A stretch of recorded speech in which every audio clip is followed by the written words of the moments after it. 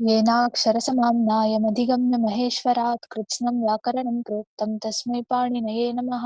वाक्यकारं वररुचिं भाष्यकारं पतञ्जलिं पाणिनिं सूत्रकारं च प्रणतोऽस्मि मुनित्रयं नमस्कृत्य तदुक्तिः परिभाव्य च वैयाकरणसिद्धान्तकौमुदीयं विरच्यते। एवम्।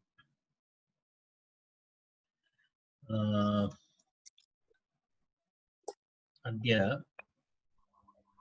वयमिदानीं ह्यस्तन मातुरुत्संख्या सम्भद्रपूर्वायाः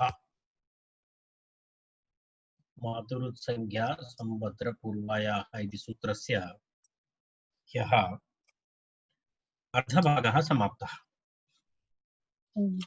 तस्य अवशिष्टभागेन सह अद्य वयम् आरम्भं कुर्मः। तर्हि षण्मातुरः इति रूपम् अस्माभिः दृष्टं, द्वैमातुरः इत्यपि रूपं दृष्टम् अस्माभिः, साम्मातुरः इत्यपि दृष्टं, भाद्रमातुरः अपि दृष्टं। तत्र एतस्मिन् सूत्रे एवमस्ति,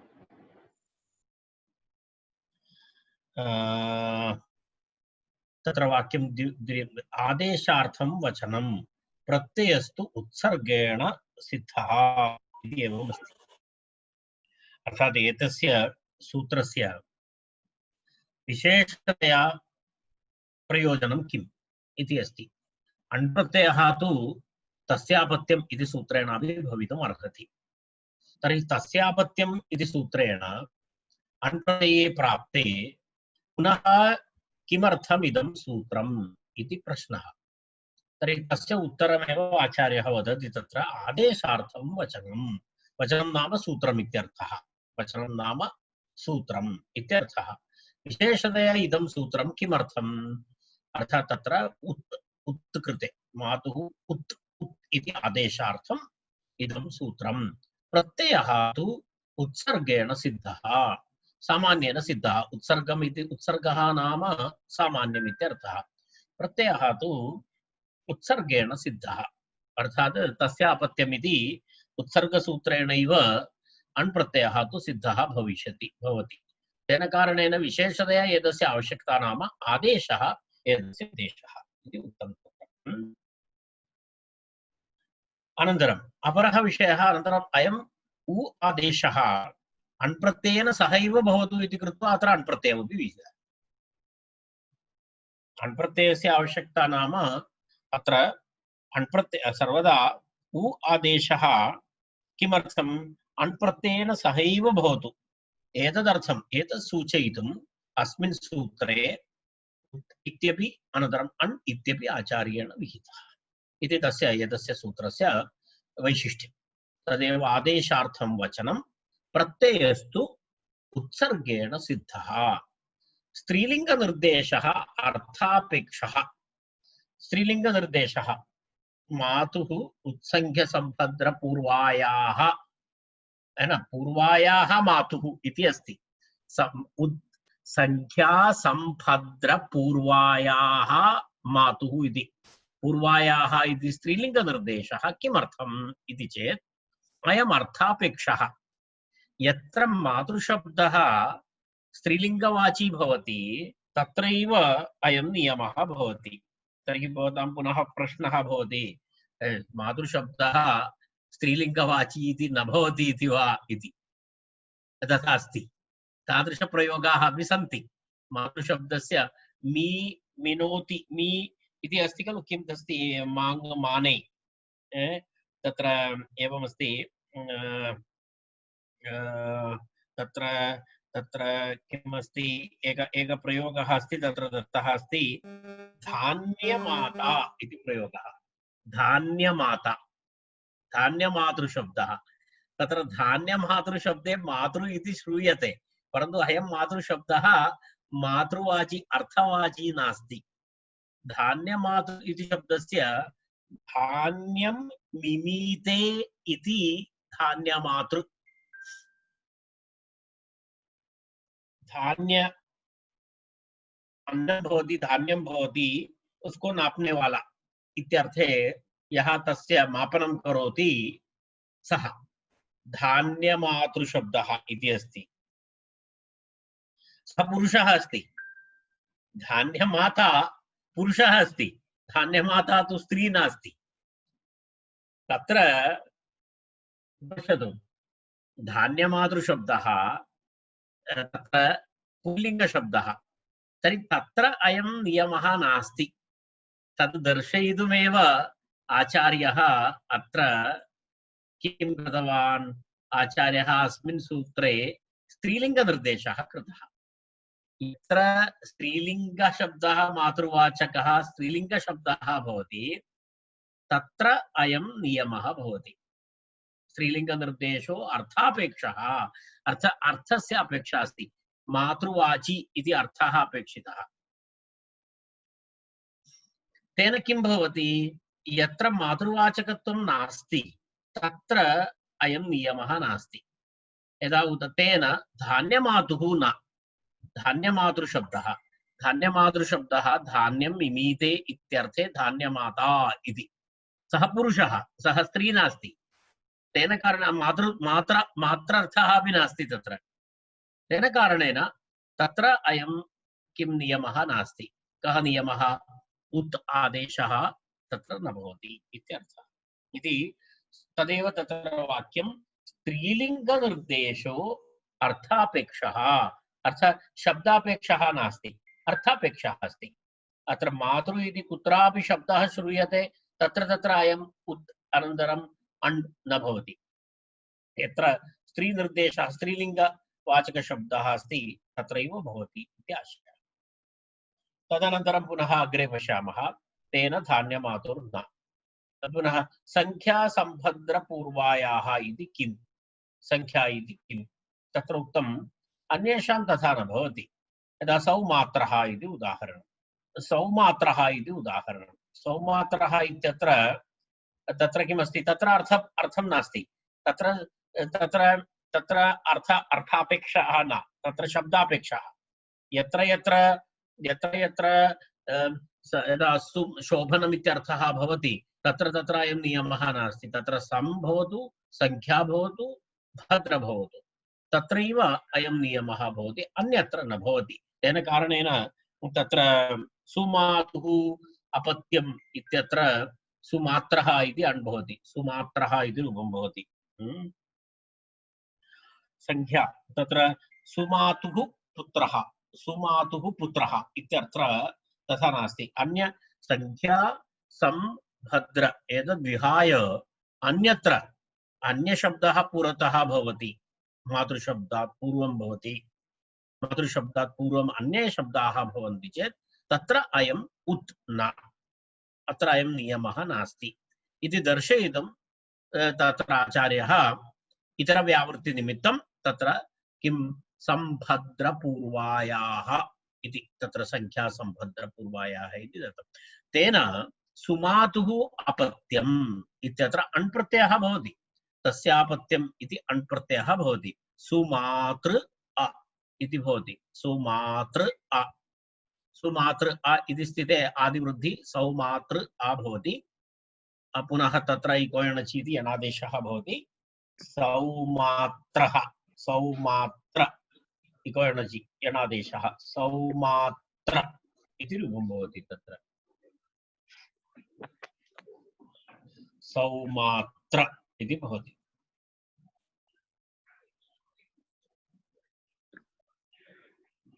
अनन्तरम् अग्रे गच्छामः। एकं रूपमस्ति द्वौमात्रेयः इति। किं रूपमस्ति? द्वैमात्रेयः इति रूपमस्ति। कथं द्वैमात्रेयः इति रूपम् अभवत् इति प्रश्नः। तत्र द्वैमात्रेयः इति कथं भवति इति। तर्हि द्वैमात्रेयः इति कथम् इति एतद् किं पश्यतु तत्र एतद् पश्यतु अत्र ननु द्वैमात्रेयः इति कथं, तथापि रूपं दृश्यते कुत्रचित्। तर्हि अत्र तत्र किमस्ति? तादृशरूपमपि अस्ति। कारणं तत्र किमस्ति? संख्यापूर्वकतया अणः उत्वस्य च दुर्वारत्वात्। यदि तत्र एवमेवं दुर्वारः अस्ति तत्र एतदेव अस्ति चेत् कथम् एतद् रूपं भवति इति प्रश्नः। तर्हि तस्य उत्तरमस्ति शुभ्रादिगणेपि द्विमातृशब्दः पठितः अस्ति। शुभ्रादिगणे द्विमातृशब्दः पठितः अस्ति, उभयत्रापि अस्ति। अर्थात् अत्रापि संख्यायतेनापि रूपं भवति, शुभ्रादिगणे पठितत्वात् ठक् प्रत्ययः भवति। तत्र द्विमातृशब्दः शुभ्रादिगणे पठितः, तेन शुभ्रादिभ्यश्च इति सूत्रेण ठक् प्रत्ययः भवति। तत्र तेन रूपद्वयमस्ति, अर्थात् द्वैमातुरः इत्यपि रूपमस्ति, किमस्ति अपरं रूपं द्वैमात्रेयः इत्यपि रूपमस्ति, उभयत्रापि अस्ति। सो किं भवति तत्र द्विमातृ ठक् प्रत्ययः भवति, ठक् प्रत्ययस्य ए आदेशः भवति, आदिवृद्धिः भवति किति च। सो द्वै इति द्वै भवति, द्वैमातृ एय, द्वैमातृ एय इति भवति।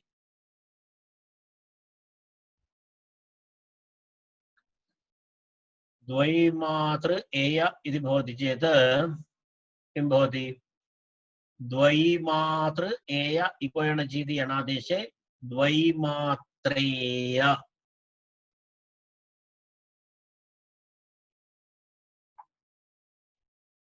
द्वैमात्रेय इति भवति रूपम्। एतावत्पर्यन्तं तस्य विवरणम् अस्ति। इदानीं वयम् अग्रे गन्तुं शक्नुमः। तर्हि मातुरुत्संख्या सम्भद्रपूर्वायाः इति सूत्रं संख्यादिपूर्वस्य मातृशब्दस्य उदादेशः स्यात् अण् प्रत्ययश्च द्वैमातुरः, षाण्मातुरः, साम्मातुरः, भाद्रमातुरः आदेशार्थं वचनं। किं कः आदेशः? उत् इति आदेशः। उत् आदेशार्थं वचनं, प्रत्ययस्तु उत्सर्गेण सिद्धः। स्त्रीलिङ्गनिर्देशः अर्थापेक्षः, तेन धान्यमातुः न। संख्या इति किं? सौमात्रः, शुभ्रादित्वात् द्वैमात्रेयः इति रूपं भवति। एवम् अग्रे गच्छामः वयम्।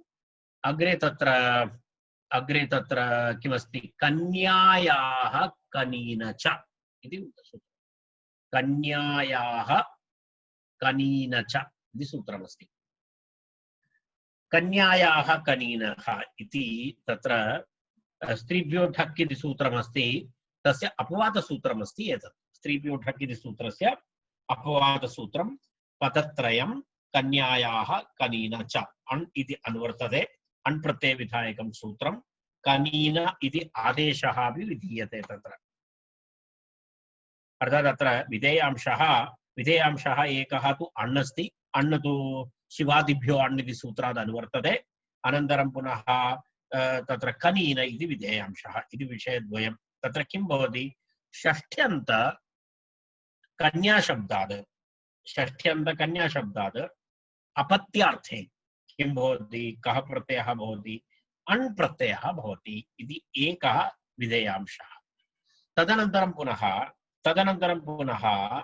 किं भवति? कन्याशब्दस्य स्थाने कनीन इति आदेशः अपि भवति इति।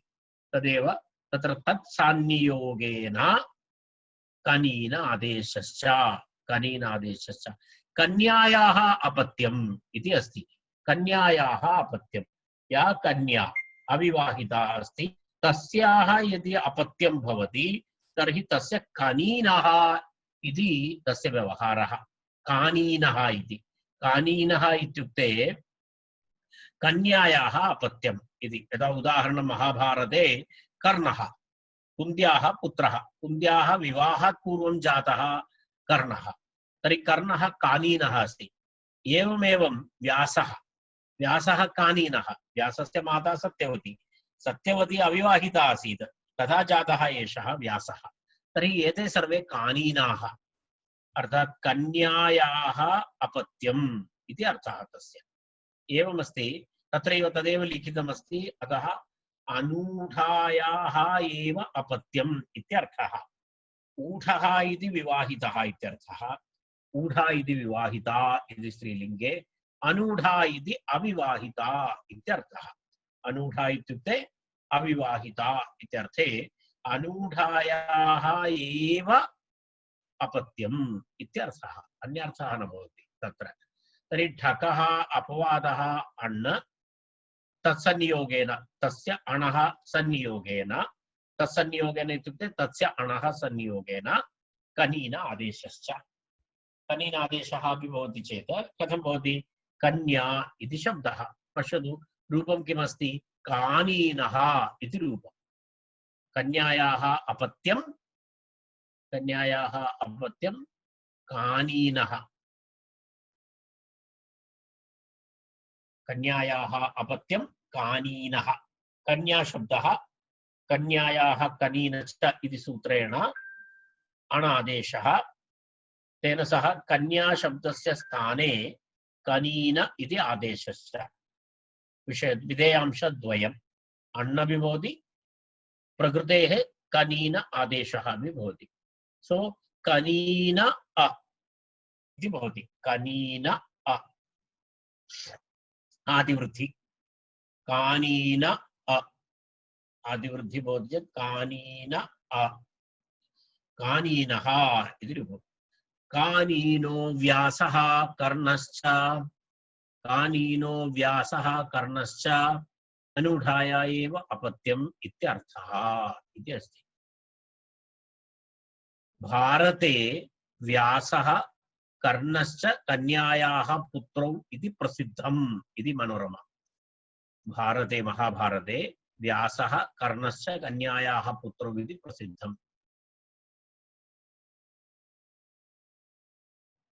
तत्र करि कन्यायाः इति तत्र विषयः एवमस्ति, तस्यापि किञ्चित् विवरणं दत्तं। कन्यायाः अप्रादुर्भूतयौवनत्वात्, कन्या इति अत्यन्तलघुबालिका, तत्र पुंसंयोगाभावात् कथम् अपत्यसम्बन्धः इत्यतः तथा नास्ति, यौवने भवति सा परन्तु विवाहिता नास्ति इति दर्शयितुम् अनूढायाः इति अलब्धविवाहाय इत्यर्थः, अलब्धविवाहाय इत्यर्थः। एतच्च भाष्ये स्पष्टम्, एतं पूर्णं विवरणं भाष्ये उक्तमस्ति इति। अग्रे गच्छामः। अग्रिमं सूत्रम् विकर्ण शुंग छगलात् वत्स भरद्वाजात्रिषु इति सूत्रम्। विकर्ण शुंग छगलात् वत्स भरद्वाजात्रिषु, अत्रापि गोत्रार्थे अस्ति। विकर्ण शुंग छगल पदत्रयम् आरम्भे किं किमस्ति? विकर्णः, शुंगः, छगलः। एतेभ्यः विकर्णशब्दात्, शुंगशब्दात्, छगलशब्दात् अपत्ये अर्थे विधेयांशः अस्ति अण्ण, अण्ण प्रत्ययः।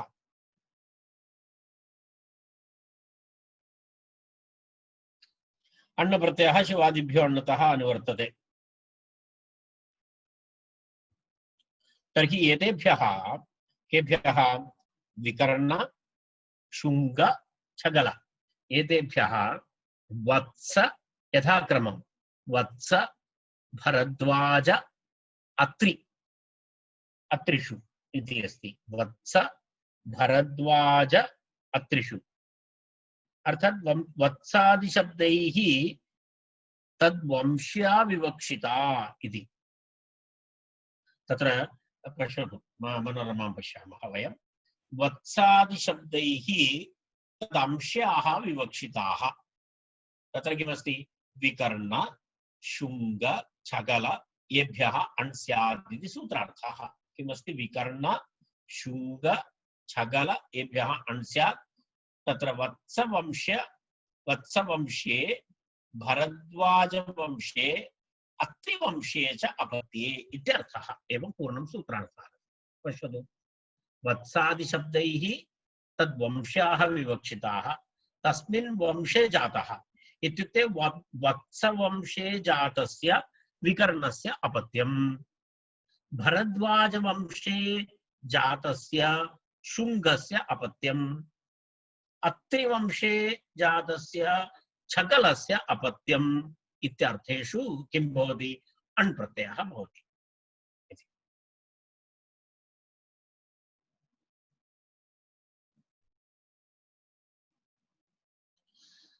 तर्हि वत्सादीनां मूलपुरुषत्वात् विकर्णेतान् प्रति अपत्यत्व असम्भव इति निरस्तम्। अर्थात् तथा यदि मूलपुरुषः वत्सः अस्ति चेत् विकर्णस्य अपत्यं न भवति इति किमपि नास्ति। तत्र तत्र एवं नियमः नास्ति, अर्थात् भवति। अर्थात् एतद् वयं पूर्वमेव पठितवन्तः। अस्तु, तत्र पश्यतु,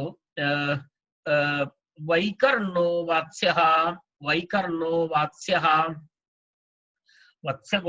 वात्स्यगोत्रे जातः विकर्णः, तस्य विकर्णस्य अपत्यम् इत्यर्थे विकर्णस्य अपत्यम् इत्यर्थे किं भवति? विकर्णस्य अपत्यम् इति वैकर्णः इति। विकर्णस्य अपत्यं वैकर्णः। एवमेव अण् प्रत्ययः। इदानीं प्रक्रिया वक्तव्या नास्ति, भवन्तः कर्तुं शक्नुवन्ति। यदा विकर्णः आदिवृद्धि वैकर्ण यस्य च इति अकारलोपः वैकर्णः इति रूपं। तद् इदानीं बहुवारम् उक्तम्। इदानीम् अण् प्रत्ययादिकं भवति चेत् अहं प्रक्रियाम् अधिकं न वदामि, भवन्तः कुर्वन्तु। कारणम् इदानीं स्पष्टं जातं तत् प्रक्रिया। अण् प्रत्ययः भवति चेत् कथं भवति इति। अण् वैकर्णः इति रूपम्।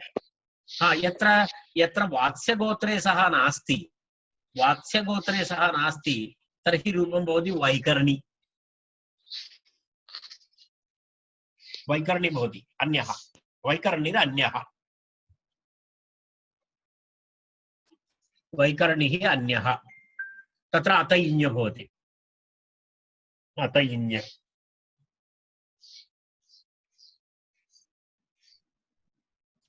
तत्र त्रिषु स्थानेषु अपि इञ् प्रत्ययः भवति यदि तत्तद् गोत्रे नास्ति चेत्। पश्यतु, वैकर्णिः अन्यः, अतइञ् भवति चेदपि आदिवृद्धि इ वैकर्ण इ यस्य च इति अकारलोपः वैकर्णि इति रूपं भवति। शौङ्गो भारद्वाजः भरद्वाजगोत्रे जातस्य शुङ्गस्य अपत्यम्। किमस्ति? भरद्वाजगोत्रे जातस्य शुङ्गस्य अपत्यम् इत्यर्थे शुङ्गशब्दाद् अण् प्रत्ययः। शुङ्गशब्दाद् अण् प्रत्ययः। शुङ्गशब्दाद् अण् प्रत्ययः भवति चेत् किं भवति?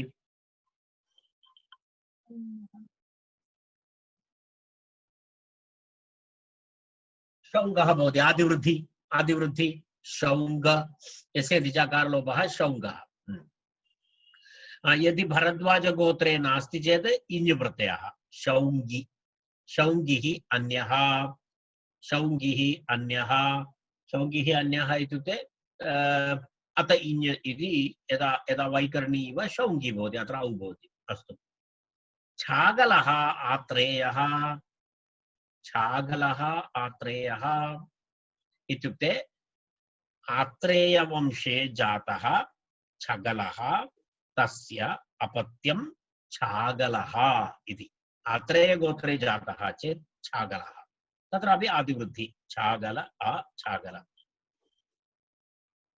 छागलिरन्यः अर्थात् अत्रेयगोत्रे अत्रि गोत्रे नास्ति चेत् छागलिः अत इञ् इति छागलि। तत्र केचन जनाः शुङ्गस्य स्थाने शुङ्गा इति आकारान्त स्त्रीलिङ्गशब्दं पठन्ति। केचन तत्र एवं पठन्ति। केचित् तु शुङ्गाः इति आपन्दं पठन्ति। तेषां ठक् प्रत्युदाहरणम् इति।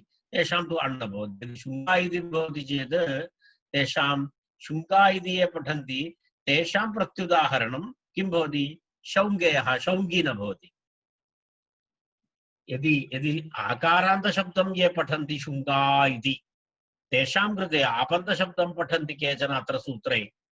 केचन तत्र विकर्णशुङ्गाच्छकलात् वत्सपात्र इति पठन्ति, दीर्घान्त आपन्तशब्दं पठन्ति। यदि आपन्तशब्दम् अप्रत्यान्तशब्दं पठन्ति चेत् तेषां प्रत्युदाहरणं किं न भवति? शौङ्गिः न भवति। प्रत्युदाहरणं तेषाम् अण् न भवति। यदि आपन्तः भवति शुङ्गा इति दीर्घः भवति तत्र अत इञ् इति सूत्रस्य प्रवृत्तिः न भवति। शुङ्गा इति दीर्घः भवति चेत् अत इञ् न भवति, कारणम् अत इञ् ह्रस्व अकारान्तं। अत्र दीर्घः करणीयः भवति। तत्र दीर्घान्तशब्दः अस्ति, आपन्तः अस्ति चेत् स्त्रीभ्यो ढक्, स्त्रीभ्यो ढक् इति सूत्रेण ढक् प्रत्ययः किति च इति आदिवृद्धि शौङ्ग ढक् प्रत्ययस्य ए आदेशः शौङ्ग एय यस्य इति च इति अकारलोपः शौङ्ग एय शौङ्गेय।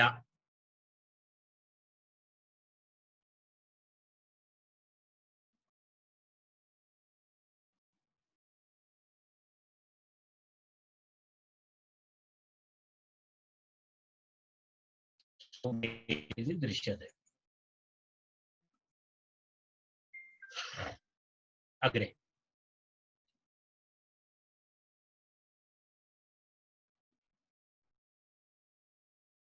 पीलायाः वा इति अस्ति। पीलायाः वा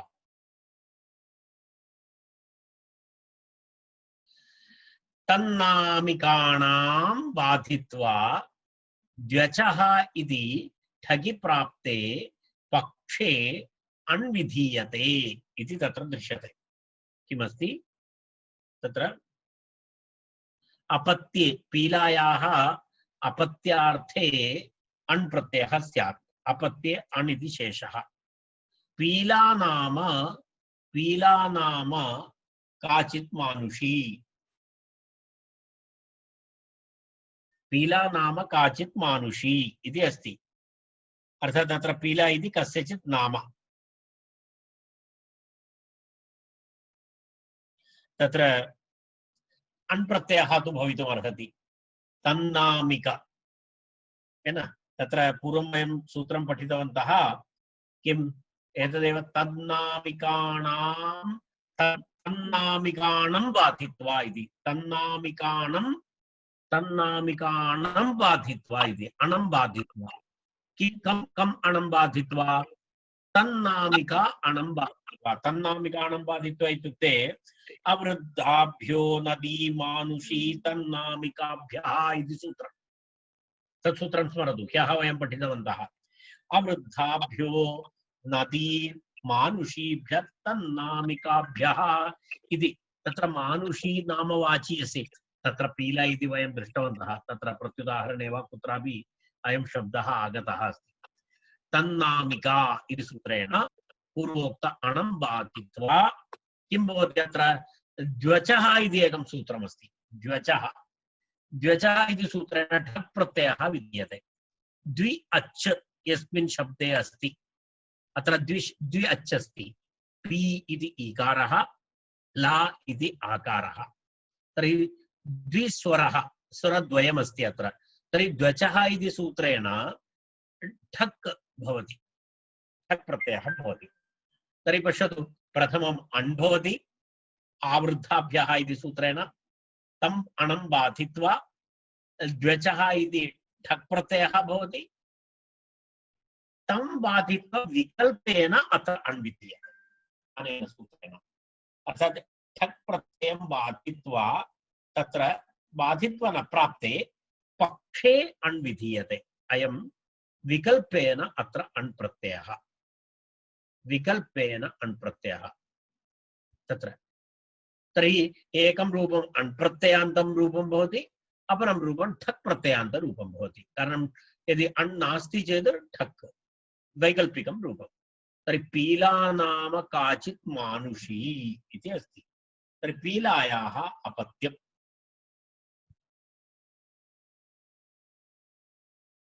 अनन्तरं वा इति किमर्थं? वा इति एतदर्थमस्ति अत्र अनेन अणा तदेव वाग्रहणाभावे तु अनेन अणा नित्यमेव ठगो बाधः स्यात् इति। पश्यतु, वाग्रहणाभावे अनेन अणा नित्यमेव ठगो बाधः स्यात् इति अस्ति। तर्हि तत्र किं भवति पश्यतु, तत्र पीलायाः अपत्यम् इत्यर्थे प्रथमं तु आवृद्धाभ्य इति अनुभवति। द्यचः इति सूत्रेण तस्य बाधा भवति, ठक् भवति। तन् ठक् प्रत्ययं विकल्पेन अनेन सूत्रेण तत्र अण् भवति, तं बाधित्वा ठक्। तर्हि पीला अण् किं भवति? पीला अण्, नकारस्य लोपः। पीला अ, पीला अ, आद्वृद्धि पैल अ, पैल अ, पैल अ, यस्यति चेत् अकारलोपः पैलः इति रूपं भवति। पैलः, पीलायाः अपत्यं पैलः। हाँ, तत्र अण् प्रत्ययः पीलायाः इति सूत्रेण अण् प्रत्ययः विकल्पेन भवति। तर्हि विकल्पाभावे, विकल्पेन अण् अभावे, अण् अभावपक्षे पीलशब्दात् द्व्यचः इति सूत्रेण, अयं द्विचः, द्व्यचः, द्व्यचः इति सूत्रेण कः प्रत्ययः? ठक् प्रत्ययः, ठक् प्रत्ययः। तर्हि किं भवति? पीला ठक्, पीला ठक्, पीला ठक् इति भवति। पीला ठक् इति भवति चेत् किं भवति? ये ए आदेशः, आयनेय, आयनेयनीयः इति ए आदेशः।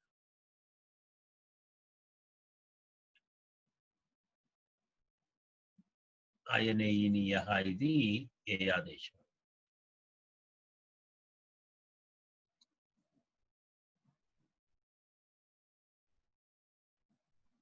तर्हि किं भवति? एय पैल, पैल एय, यस्यति चेत् अकारलोपः पैल एय, पैलेय इति रूपं भवति। पैलेयः, पैलेयः इति रूपं भवति। ठीक है।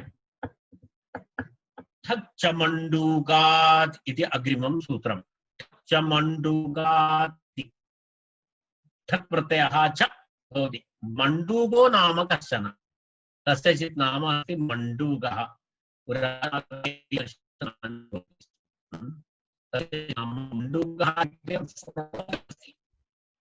कस्यचित् नाम अस्ति अत्र। मण्डूकस्य अपत्यं, मण्डूकस्य अपत्यमिति, मण्डूक इति प्राणिनः अपत्यं नास्ति, मण्डूको नाम कश्चन। माण्डूकः, माण्डुक्यः,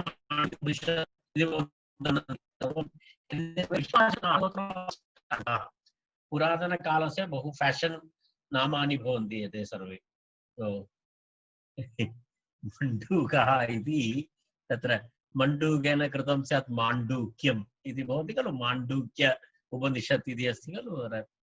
ठक् च मण्डूकः तत्र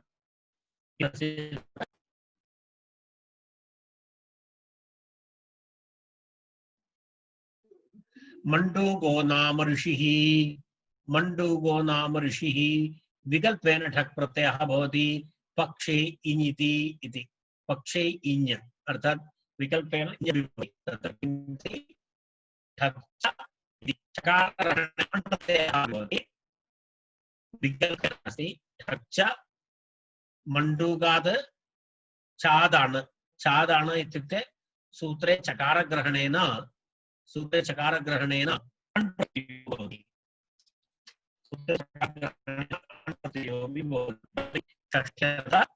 समर्थ मण्डूक प्रातिपदिकात् अपत्यार्थे किं भवति?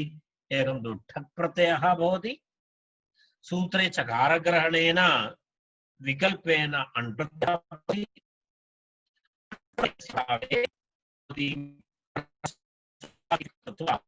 अत इञ् इति सूत्रेण इञ् प्रत्ययोऽपि भवति। अस्मात् शब्दात् आदि प्रत्ययत्रयं किं किमस्ति? अण्, ठक्, इञ्। अण् प्रत्ययः भवति चेत् किं रूपं? ठक् प्रत्ययस्य पश्यामः। ठक् प्रत्यये किं रूपं? माण्डूकेयः, मण्डूकस्य अपत्यं, मण्डूकस्य अपत्यम् इत्यर्थे माण्डूकेयः जानन्ति अभिवृद्धि माण्डूक एय यस्यति च इति अकारलोपः माण्डूकेयः अण् प्रत्ययः भवति चेत् माण्डूकः मण्डूकस्य अपत्यम् इत्यर्थे मण्डूक अ अण् आदिवृद्धि माण्डूक अ माण्डूक अत इञ् माण्डूकी